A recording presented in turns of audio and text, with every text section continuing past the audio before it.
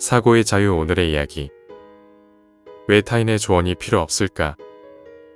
지금 시작하겠습니다. 우리는 살면서 수많은 선택의 갈림길에 놓이게 됩니다. 그때마다 우리는 누군가에게 조언을 구하곤 하죠. 마치 복잡한 미로에 갇힌 사람이 지도를 찾는 것처럼 타인의 경험과 지혜를 빌려 문제를 해결하려는 본능적인 행동입니다.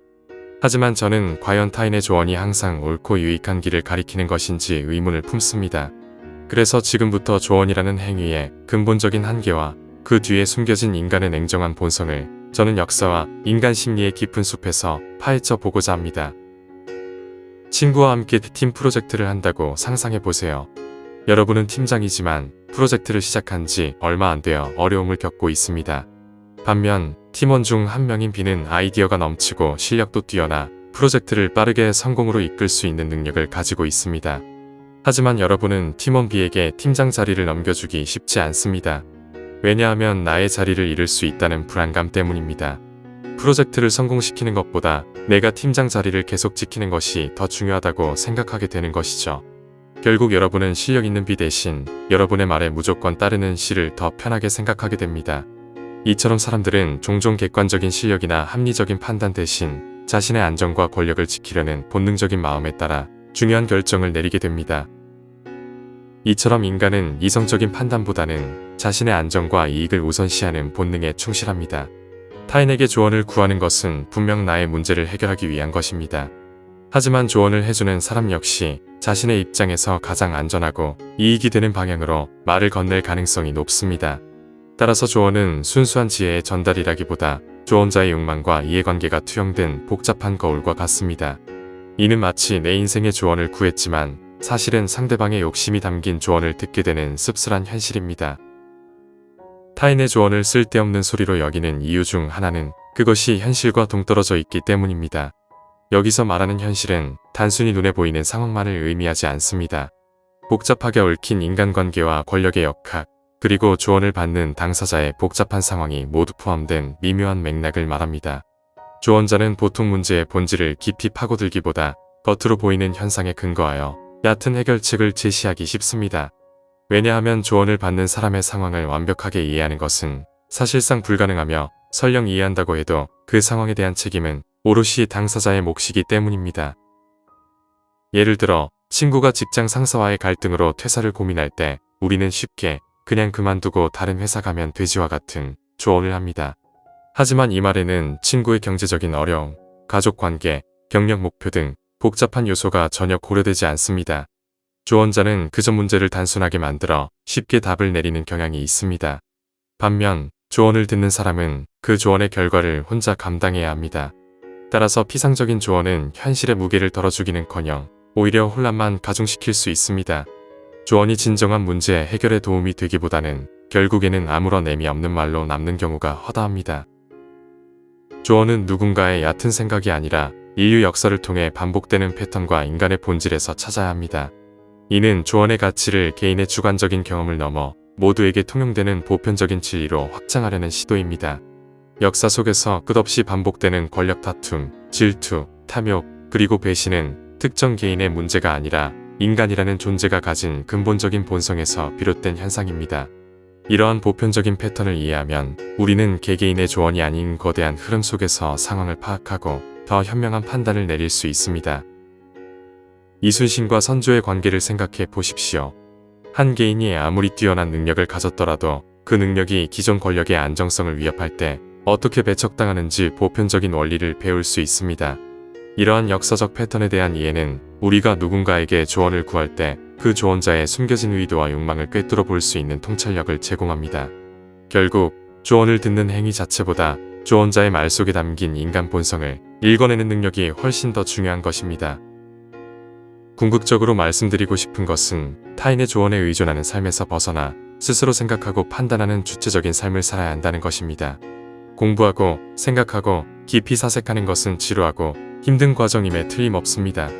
하지만 이 과정을 통해 우리는 조언의 홍수 속에서 길을 잃지 않고 나만의 굳건한 나침반을 만들 수 있습니다. 진정한 지혜는 누군가에게서 얻어지는 것이 아닙니다. 스스로의 내면을 깊이 들여다보고 세상의 원리를 끊임없이 탐구하는 과정에서 얻어지는 것입니다. 이는 단순히 지식을 쌓는 것을 넘어 나만의 가치관을 세우고 세상의 복잡함을 이해하는 철학적인 과정입니다. 조언은 잠시 길을 밝혀주는 작은 등불일 수는 있습니다. 하지만 어둠 속을 헤쳐나가는 것은 오직 스스로의 두 발입니다. 저는 이 영상을 통해 조언에 의존하는 삶이 얼마나 나약하고 주체적이지 못한 삶인지 경고하는 동시에 스스로 생각하는 삶의 중요성을 강조하고 싶습니다. 평생 남에게 조언을 구하는 삶을 살 것입니까? 아니면 스스로 생각하고 판단하며 삶의 진정한 주인이 될 것입니까?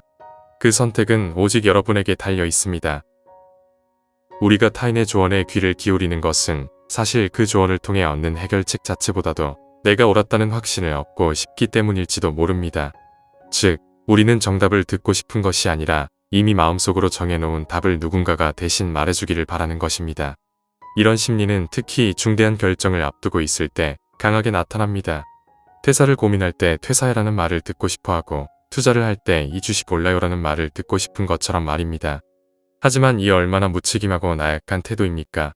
인생의 중요한 결정은 그 누구도 대신 해줄 수 없습니다.